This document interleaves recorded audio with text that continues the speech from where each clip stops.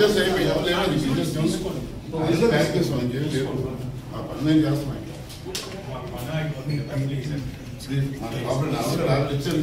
ఛార్జీలు ఇచ్చాం లేదా ఉన్నారు ఆల్రెడీ తీసాం అందరూ ఇచ్చాం అందరూ మొత్తం పాసం చేసాం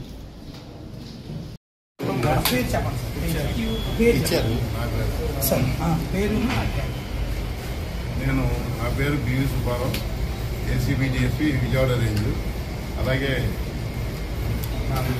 రమణమూర్తి అండి నేను శ్రీకాకుళం విశాఖపట్నం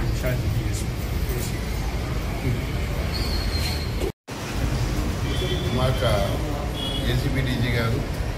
అలాగే డైరెక్టర్ మేడం గారు అలాగే జాయింట్ మేడం గారి యొక్క సూచన వరకు సలహా మేరకు మేము ప్రజల్లో మన యొక్క ఏసీబీ యొక్క ప్రజలు చేస్తున్నాం ఎవరన్నా ప్రభుత్వ ఉద్యోగుల గారికి ఎవరన్నా కనుక లంచం తీసుకున్నా ఏం చేసుకున్నా డిమాండ్ చేసినా మాకు ఇన్ఫార్మ్ చేయండి మీకు న్యాయం చేస్తామని చెప్పి మీకు ఏ విధంగా ఇబ్బంది లేకుండా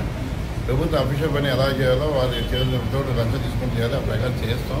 ఇబ్బంది లేకుండా చేస్తామని చెప్పి అందరికి ప్రచారం జరుగుతుంది అన్నింటిలో చెప్తున్నాం ఆ నేపథ్యంలో ఈ మన సత్యసాయి కన్స్ట్రక్షన్ అని ఆయన అధినేత కన్స్ట్రక్షన్ ఆయనకి ఈ ట్రైబల్ వెల్ఫేర్ సంబంధించి ట్రైబల్ వెల్ఫేర్ ఇంజనీరింగ్ డిపార్ట్మెంట్లో దీనికి సంబంధించి ఆయన 7 ఏకలవ్య స్కూల్ 7 ఊర్లు అంటే పాడేరు అన్నిలో పాడేరు మన మన్యం డిస్ట్రిక్ట్లో ఒక 7 స్కూల్స్ వరకు కట్టారు ఏకలవ్య స్కూల్స్ అన్ని పెద్ద పెద్ద ఉండే కంట్రాక్ట్ చేసి కట్టాడు ఆయన చాలా వరకు ఇన్వెస్ట్ చేశారు 23 నుంచి 2023 నుంచి కూడా కంట్రాక్ట్ చేశారు దాంట్లో భాగంగా అన్నీ కట్టాడు బిల్స్ అన్నీ అయిపోయి బిల్స్ కూడా అయిపోయినాయి బిల్స్ కూడా కట్టి సర్చే హ్యాండ్ జరిగింది ఏదో బిల్స్ పాస్ చేయకుండా ఇబ్బంది పెడుతున్నారు బిల్స్ ఇవ్వాల్సిన డబ్బులు ఇవ్వకుండా బిల్స్ ఇవ్వాలి ఎవరు మన ఈ సిఈ శ్రీనివాస్ గారు దాన్ని అప్రూవ్ చేసి దానికి శాంక్షన్ చేయాలి ఆయన శ్రీనివాస్ గారు చేయకుండా ఇబ్బంది పడితే ఆయన్ని సుమారు ఆయన 35,50,00,000 రూపాయలు వర్క్ చేసి దాని నిమిత్తం ఈ గారిని 5 కోట్లు ఇస్తేనే మీకు బిల్స్ పాస్ చేస్తామని మీకు శాంక్షన్ అవుతాయని అన్నారు దాన్ని అలా కాదు ఇచ్చుకొని మేము లేకపోతే నాకు సంబంధం లేదు మీరు ఇవ్వండి ఒకటైనా చేస్తారు అది మేము ఏం చేసుకుని చేసుకున్నాం అన్న టైపు ఆయన బాధపడి ఇష్టం డబ్బులు ఎవరు ఇష్టం లేకపోయినా దాంట్లో 10 లక్షలు అడ్వాన్స్గా ఖర్చు నిమిత్తం అంటే అడ్వాన్స్గా ఇచ్చారు ఆయన డబ్బులు ఇష్టం లేక మా ఏసీబీ అధికారులు మా దగ్గర రావడం జరిగింది అతను మా దగ్గరికి దాని మీద అతను కనుక తీసుకుని ఆ 25 లక్షలు కూడా ఇలా చెప్తే ఆయన ఈరోజు వచ్చి ఉదయం ఆయన ఆఫీస్లో సిఆర్ ఆఫీస్లో tribal welfare commission tribal welfare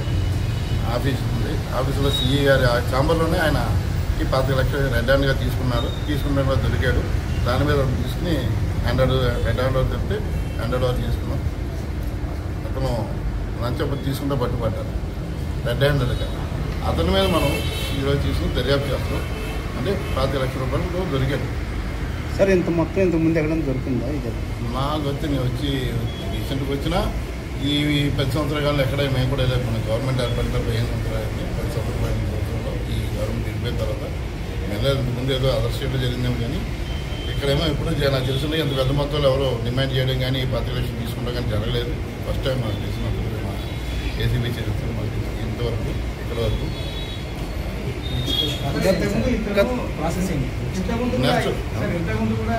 ఇంతకుముందు ఇతని మీద 2 కేసులు ఇంతకుముందు 2003 అంతకుముందు యూఎస్ కాకుండా అతని మీద రైడ్ జరిగింది అప్పుడు కూడా ఆయన పెట్టుకోవడం జరిగింది ఇంతకుముందు ఏసీబీ కేసులు అలా రెండోసారి ఇంటి మీద అసెట్స్ మీద అంటే ఆస్తుల మీద రైడ్ జరిగింది ఆ కేసులు కూడా జరిగింది ఇది 3వ కేసు అండి దీనికి కానీ ఏసీబీ అంటే భయం లేదు నేను ఉన్నా ఏదో చేసుకోవచ్చు అన్న ఐడియాలో ఉన్నారు ఈరోజు అతను 10 లక్షలు ఇదే జరిగింది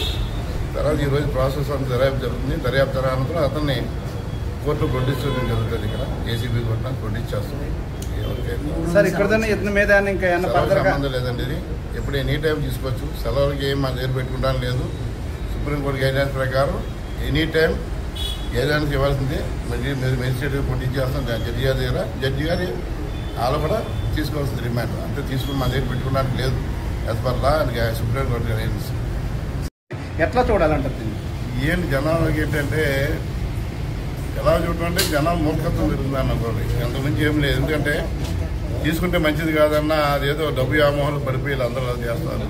అందరూ చేస్తాను కాదు నేను పెద్ద పెద్ద ఉన్న మొత్తం అందరూ రకాల జనాభా ఇబ్బంది పడతారు ఇబ్బంది లేకుండా చూడాలి మీరు ప్రజలు కూడా తీసుకెళ్ళేది ఏంటంటే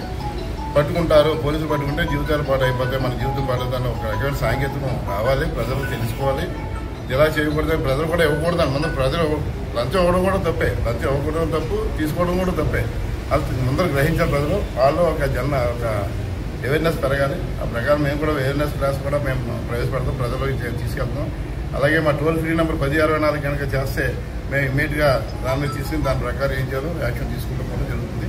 అన్నీ కూడా సక్రమంగా జరుగుతాయి. ప్రభుత్వ వారి యొక్క ఆదేశం ప్రకారం, మా డీజీ గారి ఉత్తర్వు ప్రకారం, మా డైరెక్టర్ మేడం అలాగే జాయింట్ డైరెక్టర్ మేడం ప్రకారం వారి ఆధ్వర్యంలో సక్సెస్ఫుల్గా మేము డీసీపీ ఈ విషయంలో సఫలీకృతమైంది. అవినీతి అధికారం పట్టుకోవడం సఫలీకృతం. సార్ ఎంతమంది డీసీపీలు పాల్గొన్నారు ఈ రైల్లో ఎంతమంది? ఈ రైల్లో ఇద్దరు ఉన్నామండి. నేను విజయవాడ రేంజ్ నాది కేసు కట్టాం, కేసు వల్ల మేము చేస్తాం. అలాగే మాతో పాటు అకంపెనీగా విజయనగరం వైజాగ్ ఇన్ఛార్జి అయిన రామమూర్తి గారు వారి స్టాఫ్ తోటి, ఆ స్టాఫ్ అలాగే మా యొక్క స్టాఫ్, మా యొక్క ఎస్ఐలు, సిఐలు కలిపి ఈ యొక్క రైడ్ చేయడం జరిగింది. ఇప్పటితో ఆపేస్తున్నారు, ఇంకా ఏమన్నా ఫర్దర్గా ఇన్వెస్టిగేషన్ జరుగుతుందండి, దర్యాప్తు జరుగుతుంది, వెరిఫై చేస్తున్నాం. దాన్ని బట్టి ఫర్దర్ స్టెప్స్ తీసుకుంటాం జరుగుతుంది. ఇన్వెస్టిగేషన్లో తర్వాత భాగంగా